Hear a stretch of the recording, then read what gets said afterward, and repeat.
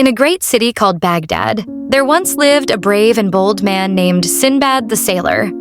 He was known as a merchant who had sailed across the vast oceans 7 times, facing countless dangers.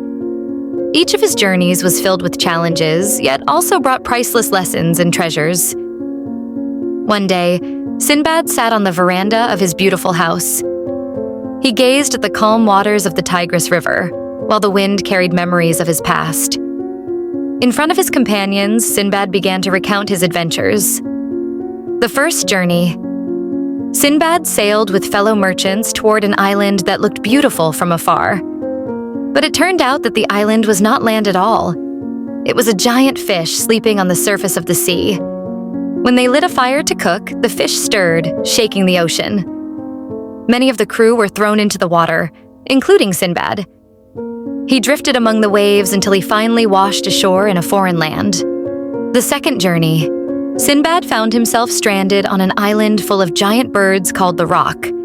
These birds were strong enough to carry elephants to their nests. Using his cleverness, Sinbad tied himself to one of the birds' legs to fly to another land. Yet he ended up in a valley filled with jewels, guarded by serpents as large as date palms. Though terrifying, he managed to return with precious gems. The third journey. This time, Sinbad faced tribes of cannibals and savage creatures. He was captured, but through his wit, he escaped along with several other merchants. They built a raft and continued their journey until they reached a prosperous land where Sinbad was received with honor by the local king. And so it was. On each of his later journeys, Sinbad always faced great trials, mighty storms, monstrous beasts, and the treachery of men.